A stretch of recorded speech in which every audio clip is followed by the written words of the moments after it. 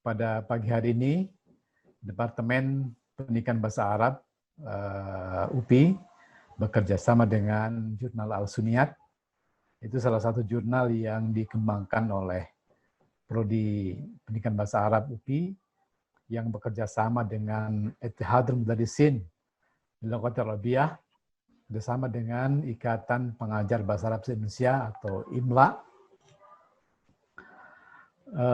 Alhamdulillah sudah ada 7 pengindeks yang mengindeks jurnal Al-Suniyat kita, dan sekarang dalam proses pengajuan ke Sinta. Mudah-mudahan bulan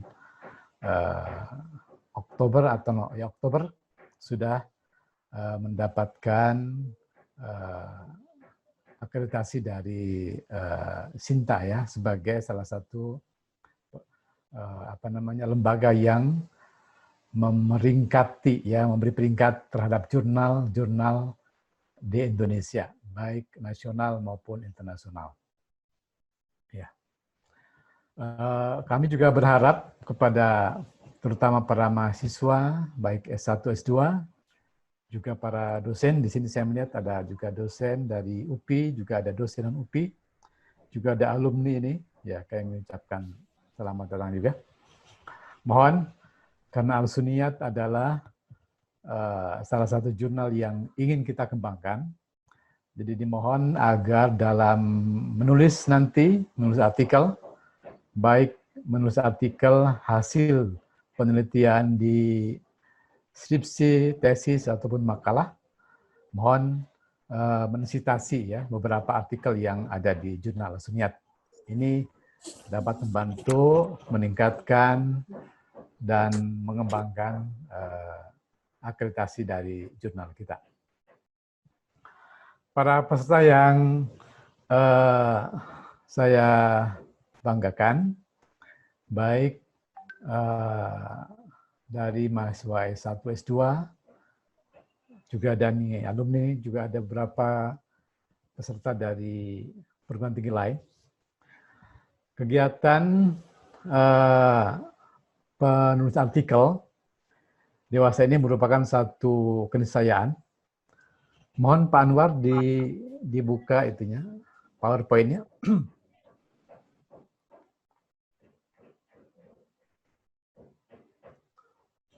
Baik, terima kasih.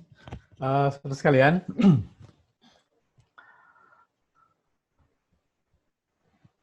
publikasi ilmiah atau menulis artikel di jurnal baik nasional maupun internasional merupakan satu keharusan bagi kita sebagai masyarakat akademik, ya, baik dosen,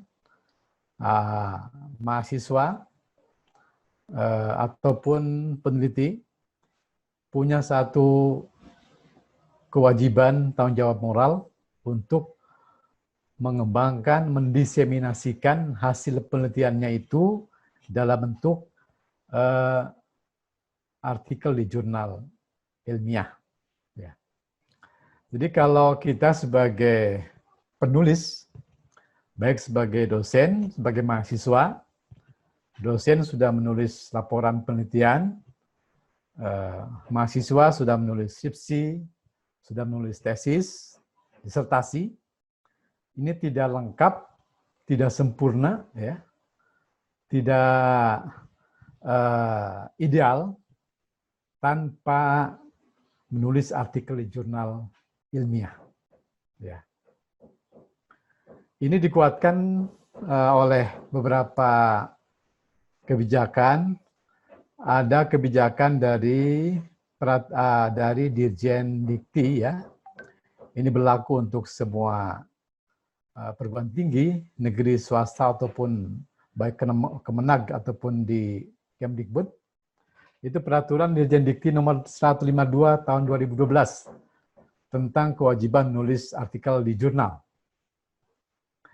Jadi setiap akademisi, baik itu dosen, kalau ini untuk mahasiswa ya, dalam peraturan ini setiap mahasiswa yang akan lulus dari perguruan tinggi, maka dia harus menulis artikel di jurnal. Jadi tidak cukup hanya menulis laporan di dalam bentuk skripsi, tesis, ataupun disertasi, tapi setelah selesai kita menulis skripsi, tesis, disertasi, kita juga diwajibkan untuk menulis artikel di jurnal ilmiah. Ya. Kalau di peraturan ini jelaskan kalau S1, ya, mahasiswa S1 itu harus menulis di jurnal nasional, baik terakreditasi ataupun yang belum terakreditasi. Untuk S1 ya, ini keharusan. Artinya seorang mahasiswa belum bisa lulus, belum bisa diwisuda, kalau dia belum menulis artikel di jurnal.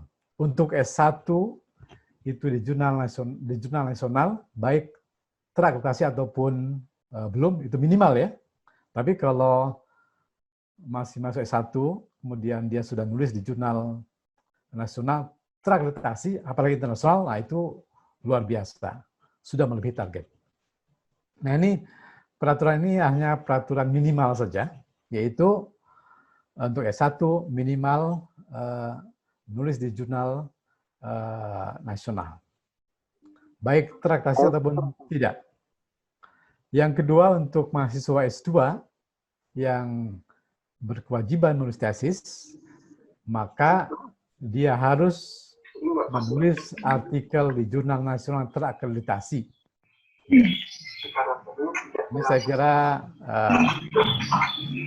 lebih tinggi lagi ya. Ini pada zaman dulu ketika peraturan Dirjen ini disosialisasikan tahun 2012, banyak para mahasiswa termasuk perguruan tingginya menolak kebijakan ini. Karena memang sulit. Pada waktu itu hanya beberapa jurnal yang terakreditasi oleh Dikti, ya. Tidak banyak. Di UM hanya satu kalau tidak salah, jurnal bahasa sastra. Di UPI waktu itu belum ada ya, baru MIPA. Jadi dulu terbatas. Sehingga sempat mendapat reaksi dari para mahasiswa S2, juga perguruan tinggi untuk keberatan dengan implementasi kebijakan ini.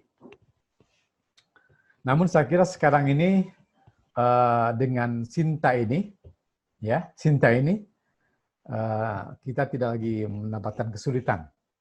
Dengan Sinta ini ada berapa peringkat ya.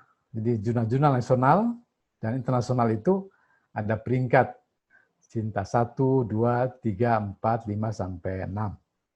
Ya. Jadi asal terakreditasi Sinta itu sudah boleh. Jadi sekarang ini lebih mudah sebenarnya. Dan lebih banyak jurnal nasional yang terakreditasi itu. Sehingga untuk mahasiswa S2 itu tidak akan mengalami kesulitan dalam hal kewajiban menulis artikel jurnal nasional terakreditasi. Nah, adapun untuk S3 itu diwajibkan menulis artikel di jurnal internasional yang bereputasi, ya baik Scopus maupun Web of Science, ya. Ini ada kewajiban seperti itu. Ini di antara peraturan Dirjen Dikti nomor 152. Ya. Nah, ini mungkin yang ini agak berat untuk menulis di artikel jurnal internasional. Ini memang perlu keseriusan, perlu kerja keras, dan perlu kesabaran. Karena tidak banyak jurnal internasional yang bereputasi, ya, Scopus ataupun yang lainnya itu. Namun saya kira sekarang ini sudah banyak jurnal-jurnal internasional Scopus itu yang bisa kita akses selama kita jeli melihat kekhasan dari setiap jurnal itu, mana yang kira-kira cocok dengan tema tulisan kita, dan kira-kira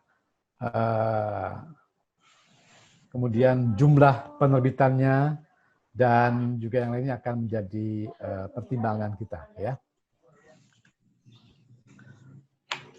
Ya. Kemudian juga ada peraturan rektor, ya, rektor nomor 7844 untuk UPI 2019 dan peraturan rektor nomor 3260 tahun 2012. Dan ketiga adalah kebijakan departemen. Saya kira kalau kita di UPI ini satu kewajiban, setiap mahasiswa yang akan lulus di S1, S2, mereka diwajibkan untuk menulis artikel di jurnal nasional. Jadi merupakan syarat bagi para mahasiswa yang akan lulus itu untuk menulis artikel di jurnal.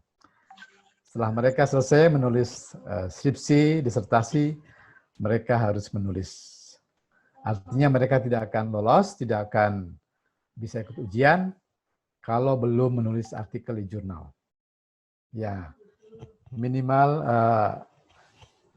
submit, ya. Kemudian berikutnya, Pak Anwar.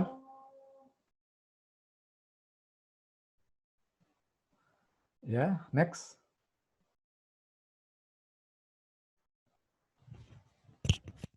Ya.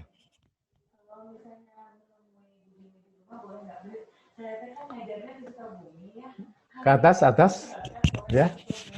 Terus di atas. Nah, pentingnya publikasi, ya. Mengapa kita diwajibkan sebagai masyarakat akademik itu menulis artikel di jurnal? Pertama, bahwa pengetahuan atau hasil penelitian akan memasuki ranah sains sesungguhnya apabila sudah tersaji dalam bentuk publikasi, ya, yang kebenarannya itu dan kesahihannya itu sudah teruji. Ya. Kalau kita sudah selesai menulis laporan penelitian, kemudian kita kita abstrak, ya, kita abstraksi menjadi sebuah artikel jurnal, kemudian kita usulkan, kita submit ke sebuah jurnal. Nanti kan di jurnal itu ada peer review. Tulisan kita akan dibaca, akan ditelaah, akan diuji, ya, akan diuji oleh reviewer, oleh peer review yang ada pada jurnal itu. Artinya tulisan kita yang kita submit itu sudah, kalau lolos, ya, kalau diterima, berarti sudah lolos seleksi. Itu artinya bagus tulisan kita. Kita asumsikan bahwa setiap mahasiswa itu yang nulis skripsi, insya Allah kalau dia bimbingan baik akan selesai. Tapi tidak semua mahasiswa yang menulis skripsi, tesis itu, kemudian dia menulis artikel jurnal, itu diterima oleh redaksi itu. Ini tidak semuanya. Maka seorang yang sudah menulis laporan penelitian, kemudian dia menulis artikel di jurnal dan diterima, maka dia sudah lolos proses review, artinya sudah layak. Jadi disinilah tahap yang penting dalam menguji keilmiahan kita. Kalau kita sudah bisa menulis skripsi, tesis, atau disertasi, tapi kalau belum tembus ke jurnal, maka itu belum maksimal. Orang yang setiap mahasiswa, kalau kuliah mungkin selesai. Tidak semua mahasiswa itu menulis skripsi. Dan selesai menulis skripsi atau tesis atau disertasi itu. Dan tidak semua mahasiswa yang menulis skripsi, tesis, disertasi itu mampu menulis artikel yang baik dan diterima di jurnal yang kredibel. Jadi Disinilah pentingnya kita menulis artikel itu untuk menguji seberapa besar, seberapa penting ya tulisan atau hasil riset kita itu bermanfaat, diterima, dan layak dibaca oleh masyarakat ilmiah. Ya. Berikutnya, kemudian dengan kita menulis artikel sebagai dampak dari laporan penelitian kita, maka ini merupakan proses registrasi kegiatan kecendikian kita. Ya. Kalau kita menulis artikel itu, semua hasil penelitian kita, semua hasil tulisan kita itu akan terpublikasi, akan terregistrasi. Mudah melacaknya, mudah kita untuk menemukannya. Berapa banyak tulisan kita, berapa banyak hasil penelitian kita, berapa banyak hasil penelitian kita, akan lebih mudah kita inventarisir, akan lebih mudah kita mendatanya kalau semuanya terpublikasi dalam artikel jurnal. Ya. Karena jurnal itu adalah satu satu dokumen, satu pengumpul data yang lebih tertib, lebih lengkap begitu ya. Kalau kita hanya menulis disertasi, tesis, ya skripsi saja, mungkin hanya sebagai tumpukan tulisan kertas yang kurang bermanfaat, sehingga daya akses orang lain untuk bisa mengaksesnya itu sangat terbatas.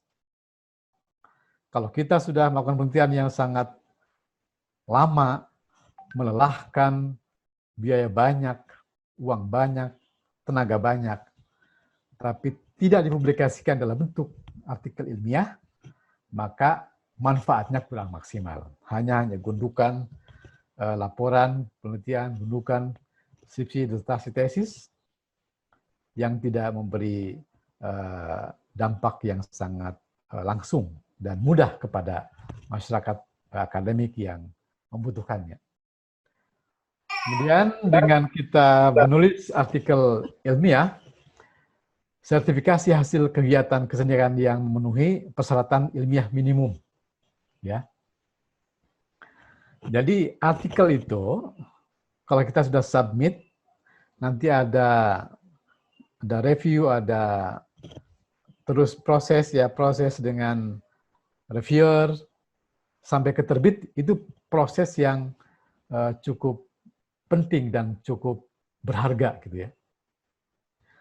Kalau kita pertama kali menulis artikel, mungkin banyak ditolak. Setelah diterima, mungkin kita banyak perbaikan-perbaikan, ya, review dan segala macam, sampai ke terbit, sampai ke lolos, itu proses yang sangat berharga dan penting itu, saya kira. Saya kira ini keharusan.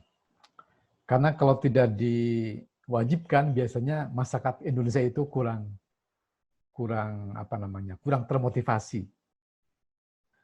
Kita dalam jumlah artikel di Scopus, kita jauh terlambat, jauh tertinggal dari Singapura, ya, dari Malaysia, dari Filipina.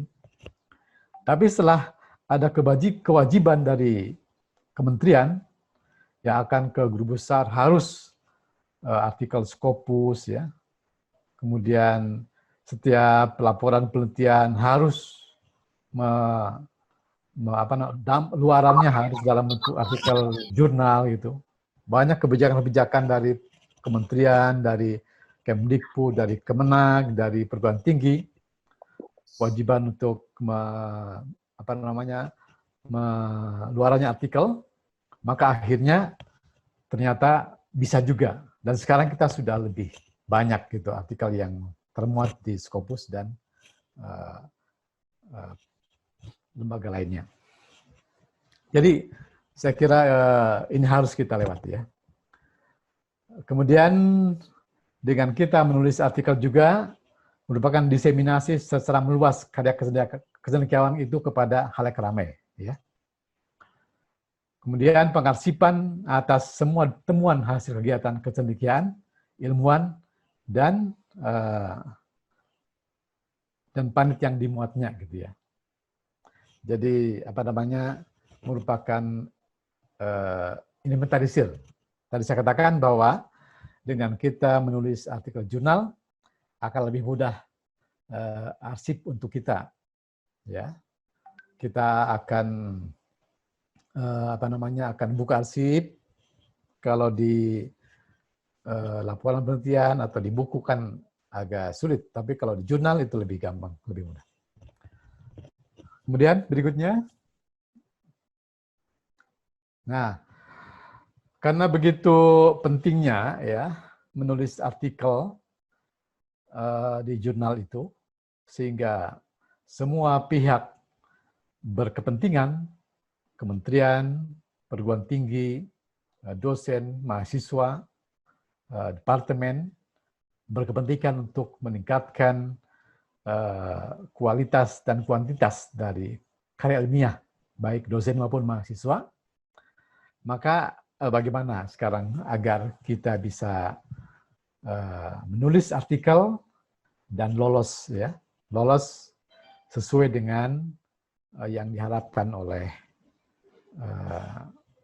pengelola jurnal itu, ya. Yang pertama, di artikel jurnal biasanya ada judul, ya, judul. Nah, judul ini harus informatif. Harus informatif, ya. Informatif harus memberikan data, informasi yang kaya. Ya. Walaupun singkat, pendek, padat, tapi kaya informasi. Ya. Dalam bahasa Arab itu namanya ijaz, ya. Ijaz, ya. Bi kalimatin maksurah tahtawi ala al-ma'ani al-katsirah. Dengan kalimat yang singkat, padat, sederhana, tapi mendapatkan atau di sana terdapat data, informasi yang banyak dan luas. Ya. Kemudian lengkap, ya, lengkap. Jadi singkat tapi lengkap. Semua variabel ada, semua aspek yang dikaji ada. Ya. Jadi singkat tapi lengkap. Semua aspek yang kita kaji, yang kita telah itu ada dalam judul itu. Kemudian jumlah kata kalau bisa tidak lebih banyak dari 15 kata. 5-15 kata saja. Ya. Semakin singkat, semakin jelas, semakin menarik untuk redaktur menerima artikel kita. Tapi semakin panjang, tapi semakin tidak jelas, maka semakin semangat, ya, redaksi untuk menolak artikel itu. Jadi upayakan singkat, padat, tapi jelas dan lengkap. Kemudian juga memuat artikel variabel-variabel yang diteliti. Ya, jadi harus memuat variabel-variabel yang diteliti. Semua aspek variabel yang dikaji dalam penelitian kita harus ada tertulis dalam judul kita, ya. Kemudian berikutnya lanjut. Ya. Nah, kemudian biasanya dari artikel jurnal kita ada di bawah judul ada nama penulis, ya. Nah, nama penulis itu diberi tanpa gelar, ya. Misalnya, ya saya langsung aja Yayan Nurbayan. Yayan Nurbayan, kemudian lembaga, Departemen Pendidikan Bahasa Arab, Universitas Pendidikan Indonesia, ya. Kemudian ada alamat email. Nah, kalau sendiri, ya kalau dua, ya, dua penulisnya. Jadi, ditulis singkat tanpa gelar, kemudian afiliasinya kemana lembaga tempat kita bekerja, kemudian juga ada alamat email sebagai untuk korespondensi antara penulis dan reviewer, ya. Kemudian setelah nama penulis, Di bawahnya adalah abstrak ya. Abstrak dan kata kunci. Nah, abstrak itu abstrak di sini maknanya adalah abstraksi atau ringkasan ya, ringkasan dari artikel kita. Abstrak.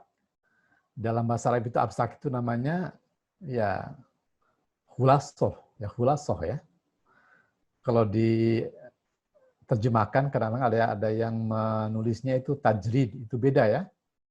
Jadi di sini abstrak di sini maksudnya adalah khulasoh. Bukan tajrid. Kalau tajrid itu abstrak kebalikan daripada konkret. Konkret kebalikannya abstrak. Kalau di sini abstrak maksudnya abstrak itu adalah ringkasan daripada artikel kita. Jadi artikel kita yang 15 sampai 20 halaman itu disingkat, diperas menjadi ya setengah halaman lah begitu ya. Nah, ringkas dan padat tentang ide-ide yang paling penting. Jadi dalam abstrak itu hanya memuat ide-ide pokok ya, yang singkat. Ya, di dalamnya ada masalah ya, masalah dan tujuan dari riset kita. Apa masalahnya yang kita tuju? Ya, misalnya ada berapa aspek, ada 2 permasalahan atau 3. Ya, jadi itu yang harus menjadi harus ada dalam sebuah abstrak itu. Kemudian metode dan prosedur penelitian. Ya, jadi apa metodenya, apa penelitiannya, kemudian ringkasan hasil penelitian. Ya, jadi apa hasilnya? Yang terakhir itu sebenarnya ada semacam rekomendasi atau implikasi ya, implikasi. Jadi cukup 3 itu ya. Jadi masalah, tujuan, metode, prosedur, hasil ya, hasil dari penelitian kita secara ringkas. Ya, boleh ditambahkan dengan implikasi atau impact ya, implikasi dari hasil riset kita itu. Itu saya kira cukup 3 aspek saja dalam abstrak kita itu. Kemudian ada kata kunci ya, memuat kata-kata pokok, kata-kata utama dalam penelitian kita, antara 3 sampai 5 kata. Nah, kata kunci diperlukan untuk komputerisasi sistem informasi ilmiah. Ini penting untuk terutama untuk mesin pencari data ya. Jadi kalau kita misalnya akan mencari penelitian tentang majas, maka akan mudah dicari.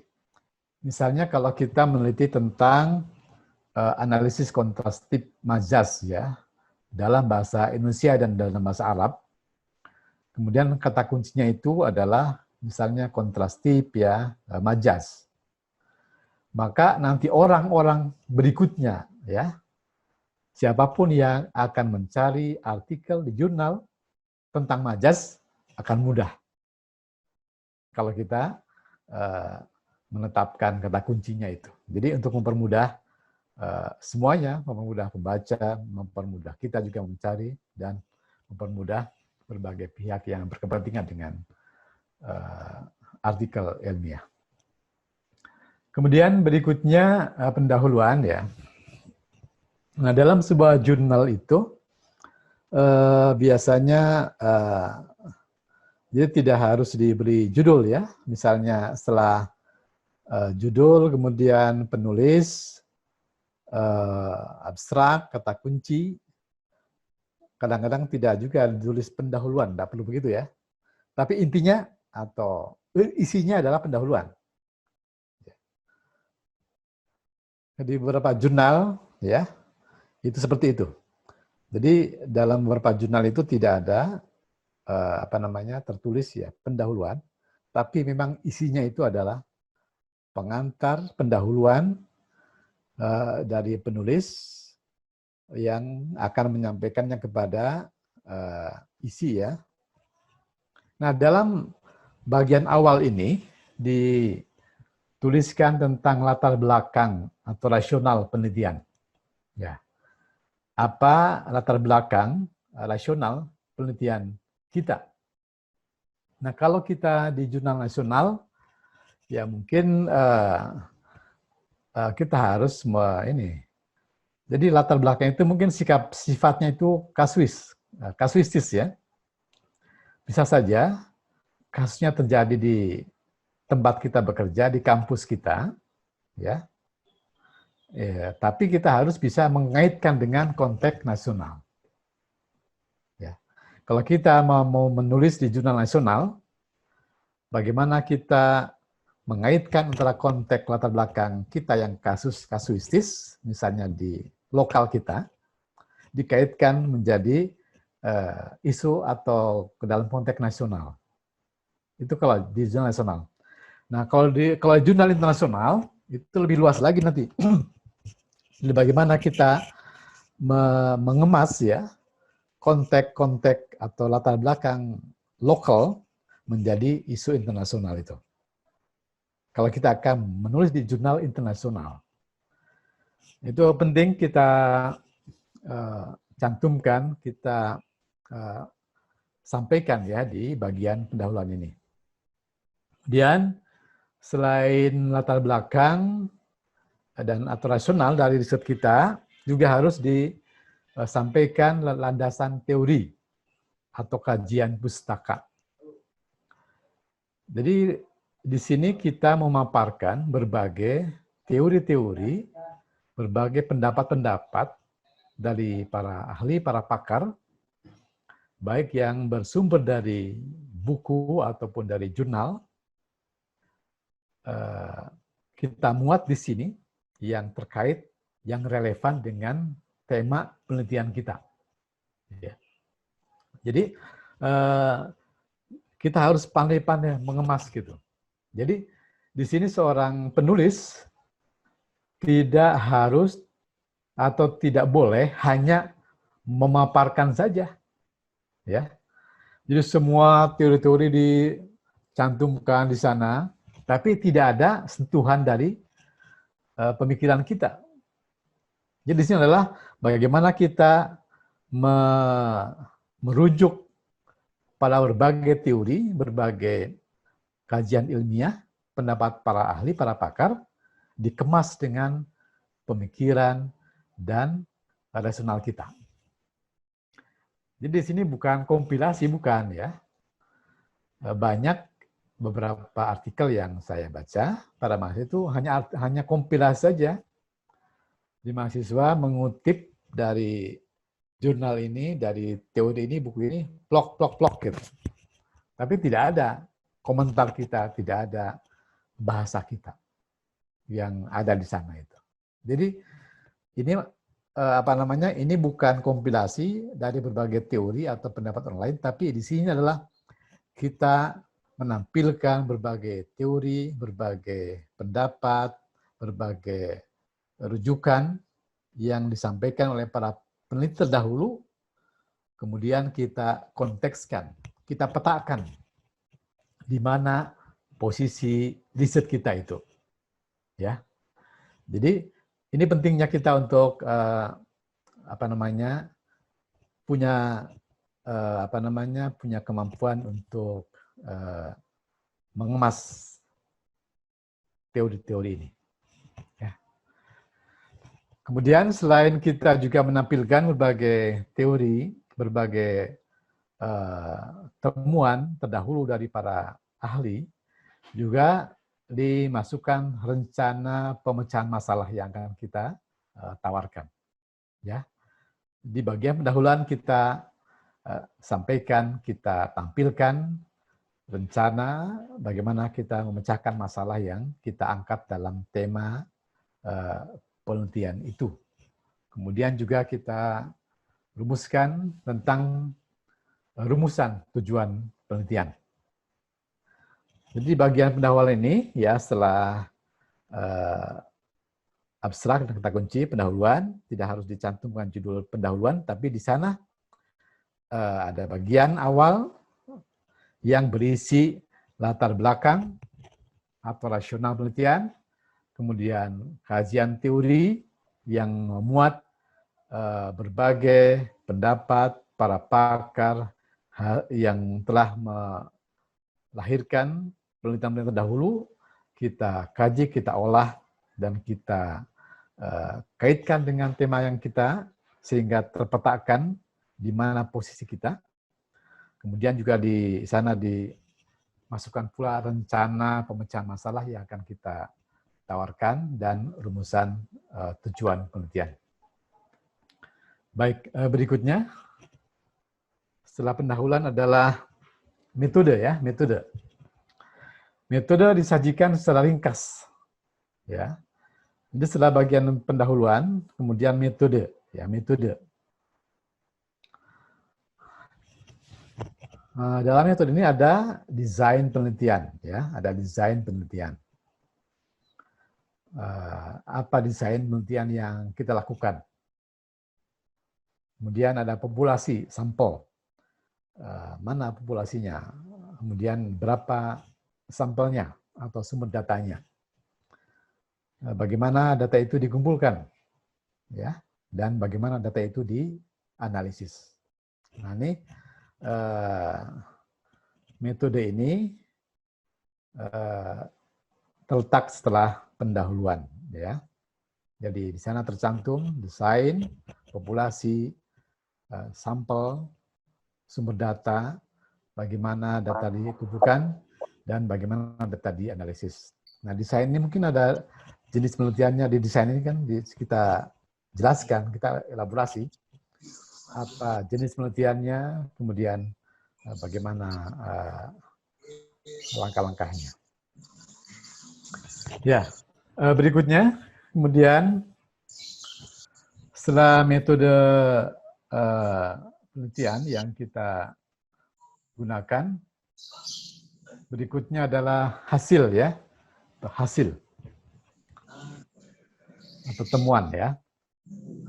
Nah, hasil ini merupakan bagian utama dari penelitian kita, bagian utama artikel ilmiah kita, ya. Jadi ini adalah hasil bersih tanpa proses analisis data. Mungkin kalau kita menulis di skripsi atau tesis, ya disertasi, itu kan bisa sampai 40, 50 halaman. Kalau di artikel kan kita hanya paling ya 5 sampai 10 halaman. Nah, bagaimana dari jumlah halaman yang banyak itu, 40 halaman, 50, menjadi ya 8 sampai 10 halaman ya, atau 6 halaman gitu ya. Ini sehingga kita ambil yang penting-penting saja, yang utama-utama saja ya. Jadi tidak perlu tidak perlu dimunculkan semuanya, yang utama-utama saja. Jadi tidak perlu prosesnya seperti apa, tapi yang penting adalah hasilnya ini. Kemudian hasil pengujian hipotesis ya. Ini singkat saja di sini. Kemudian hasil berupa dapat disajikan dengan tabel atau grafik untuk memperjelas penyajian hasil secara verbal. Ya. Baik, berikutnya setelah hasil adalah discussion ya, pembahasan. Pembahasan. Nah, jadi di bagian hasil itu hanya memuat apa hasil dari penelitian kita. Mungkin kalau kita dalam rumusannya ada 4 masalah, ya 4 rumusan masalah, maka di hasil kita paparkan 4 masalah itu bagaimana temuan kita secara singkat ya. Maka kemudian kita di sini di bagian pembahasan kita elaborasi, kita diskusikan ya. Kita diskusikan. Tentunya dengan memanfaatkan, dengan menggunakan tadi teori yang kita gunakan di awal. Teori yang kita gunakan, yang kita jelaskan, paparkan di awal itu adalah teori-teori yang akan kita gunakan di dalam pembahasan ini. Nah, saya sering mendapatkan di beberapa artikel, bahkan ya mungkin tidak hanya artikel ya, tapi mungkin di skripsi, tesis juga banyak para mahasiswa itu mengutip berbagai referensi sumber di bab kajian pustaka, ya, tapi tidak digunakan dalam bab pembahasan. Nah ini tidak tepat saya kira ya. Jadi teori yang kita sajikan, yang kita paparkan itu adalah yang akan kita gunakan, yang akan kita manfaatkan untuk membedah hasil penelitian kita itu. Nah, pada bagian pembahasan ini dipaparkan yaitu untuk menjawab masalah penelitian atau menunjukkan, ya. Jadi terkait ya antara hasil dan pembahasan. Di sini kita diskusikan, kita elaborasi, kita paparkan, kita jabarkan berbagai temuan-temuan yang kita dapatkan dari hasil penelitian, kemudian kita perkuat, kita bedah, kita pertajam sesuai dengan teori referensi yang kita gunakan sebelumnya.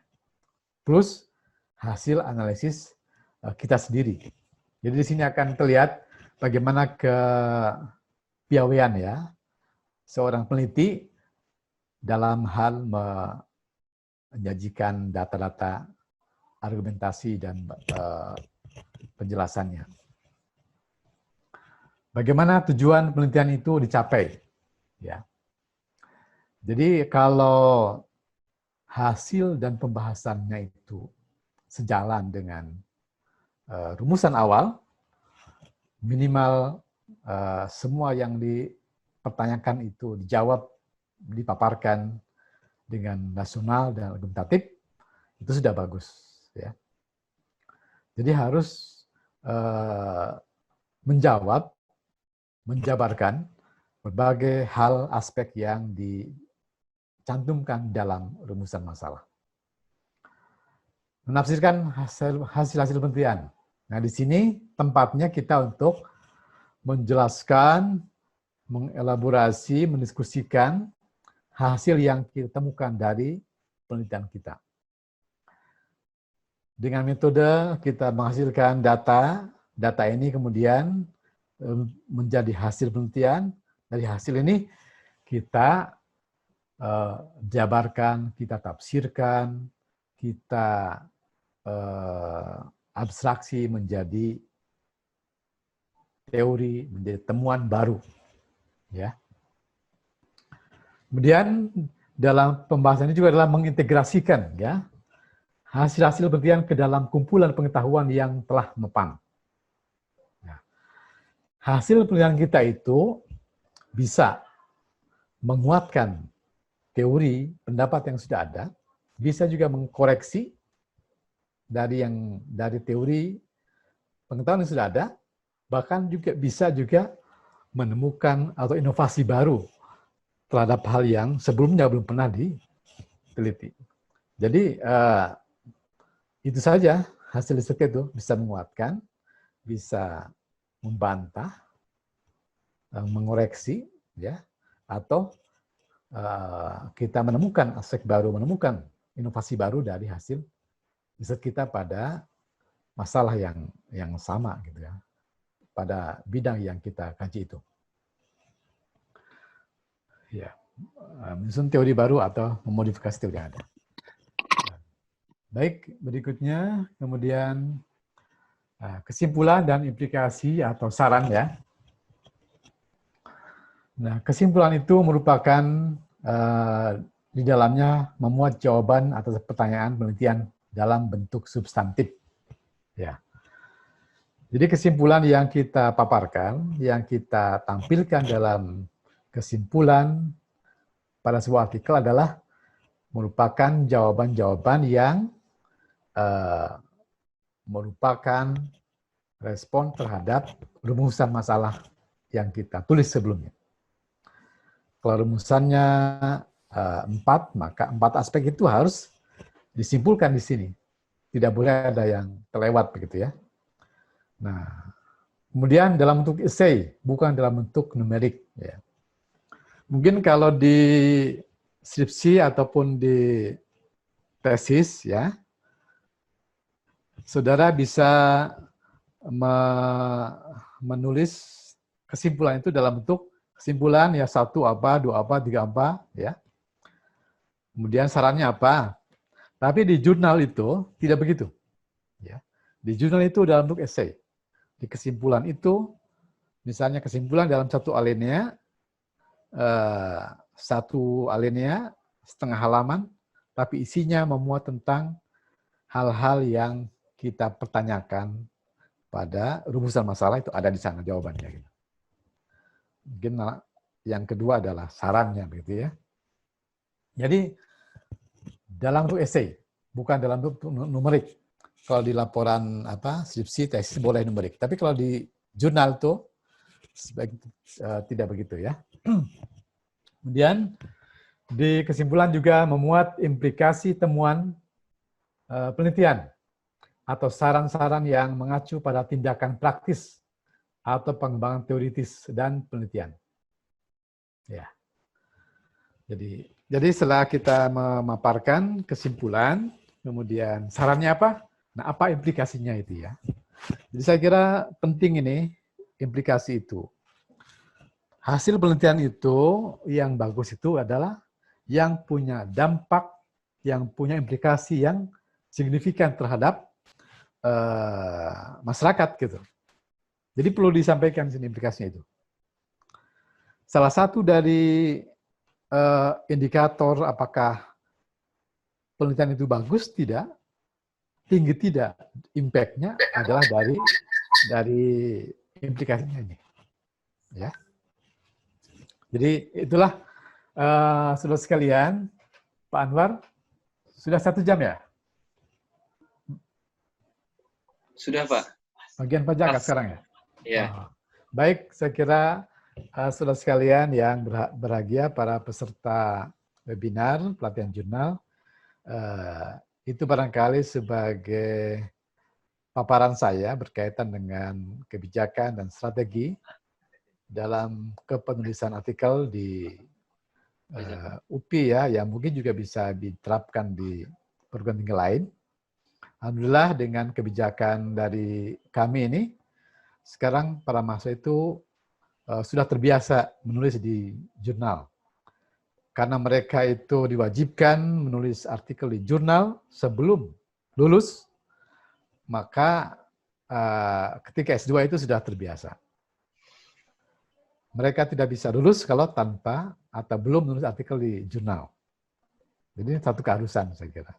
Selain itu juga kita coba adakan pelatihan setiap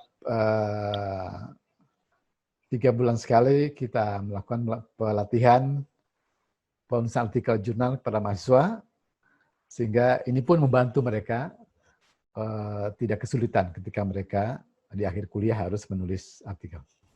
Sekian, terima kasih Pak Anwar atas kesempatannya. Assalamualaikum warahmatullahi wabarakatuh.